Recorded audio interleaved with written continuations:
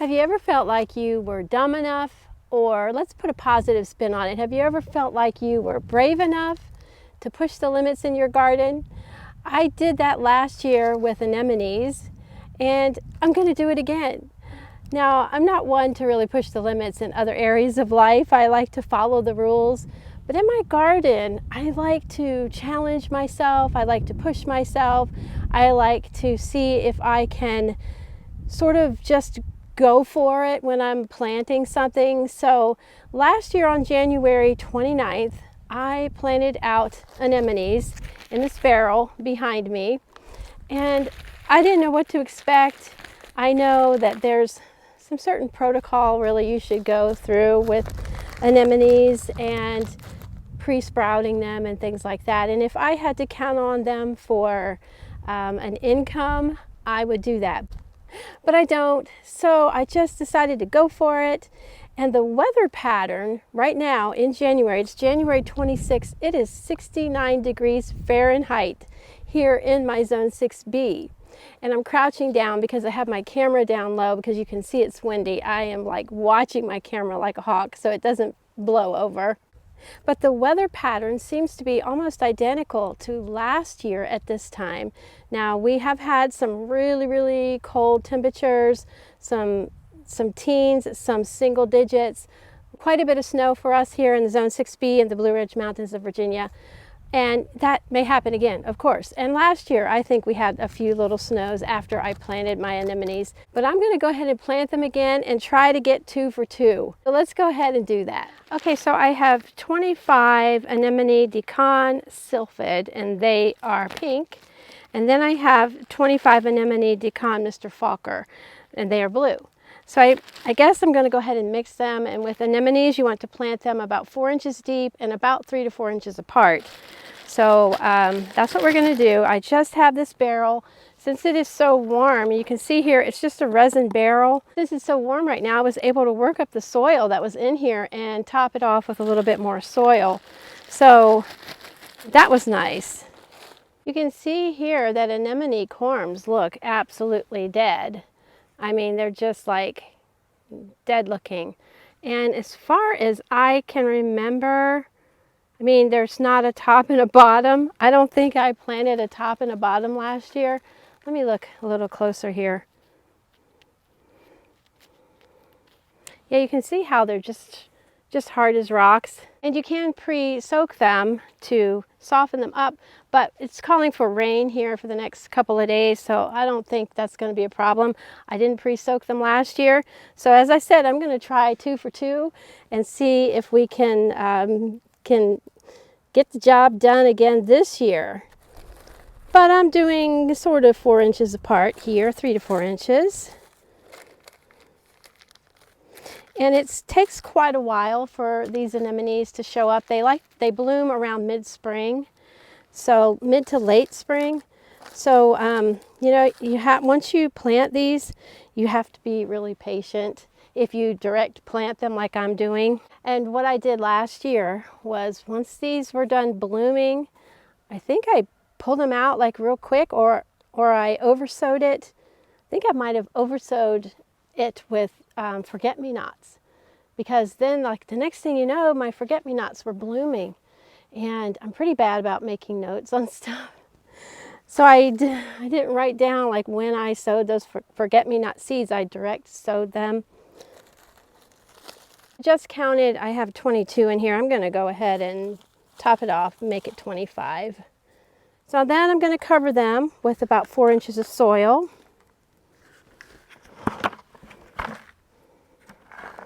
So you can see here I'm just covering with, this is just regular potting soil. Kind of packing it down a little bit. And I will spray this with Repels All because it's brand new dirt. So the critter will say, oh goody, is there something under there for me? And they'll come and dig it. Not so much squirrels for me, but possum and what else? Raccoons. Okay, that looks good. Now my gardening gut is telling me to go ahead and water them. And since it's only going to be a low, like you know, in the high 40s tonight and tomorrow morning. It will be fine. It's not going to do any freezing.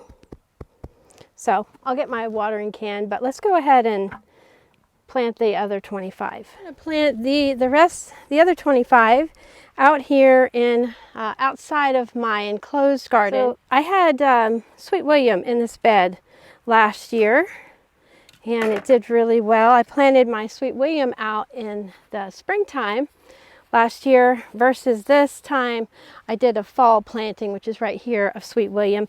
And I only did one bed, just a little bit of compost here, then just had a little piece of a bag. So I'm going to work that in a little bit. Make sure they're all out.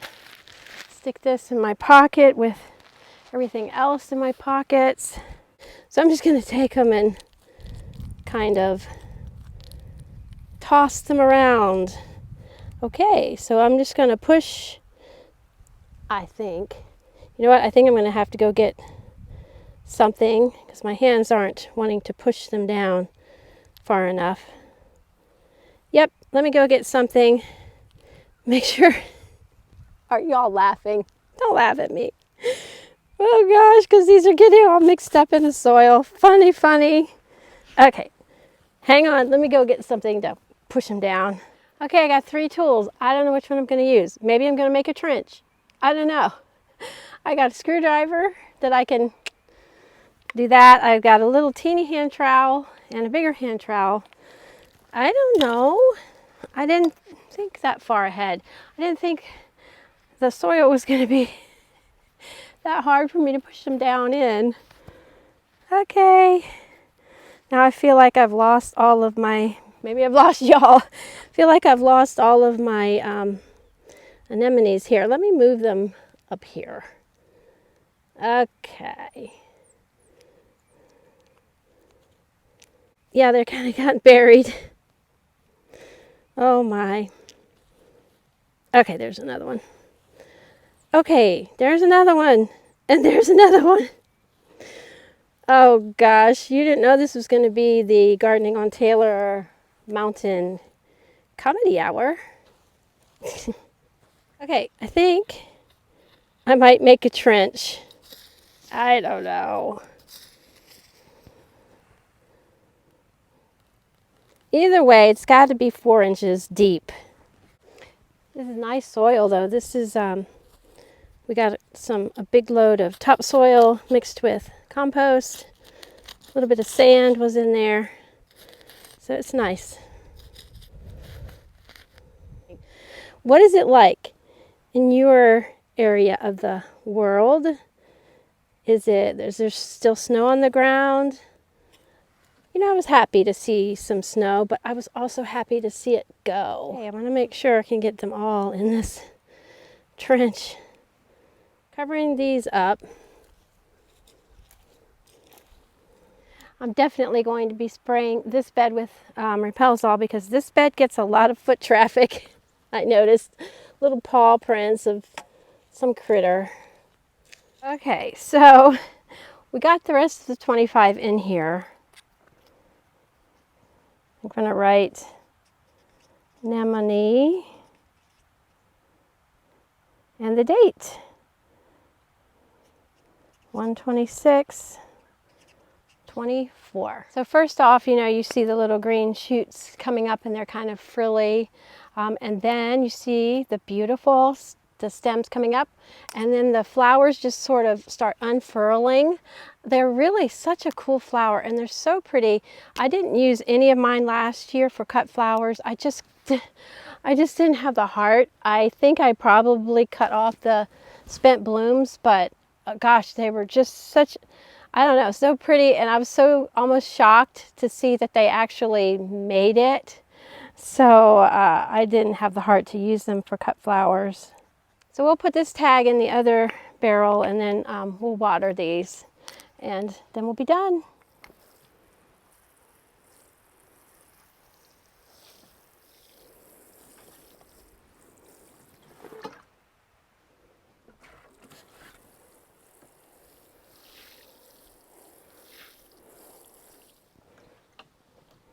Well, if nothing else, at least you probably got a good laugh out of this video. Like, what is she doing? I probably should have introduced myself like halfway through the video.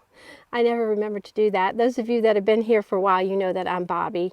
And if you're new here, thanks so much. You probably aren't hearing this because you probably didn't stay till the end. But anyway, I'll be sure and give you progress reports as they come in, and hopefully we have a 2 for 2 win. Until next time, friends, happy gardening. Bye-bye.